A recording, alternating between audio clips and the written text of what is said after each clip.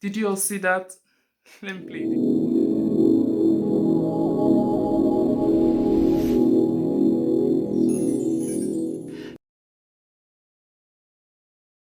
Nice, right?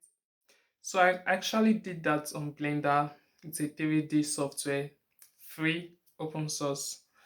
So if you are interested in 3D, you could check that out. I followed a video actually by Doki DVD. I'll leave the link in the description below so you can check it out if you want to.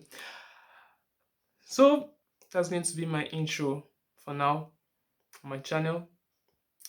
So if you like it, subscribe. This is the first time I'm actually going to be showing my face. I've not posted for a while because of school activities. Exam is coming. Oh lord, it's not ready.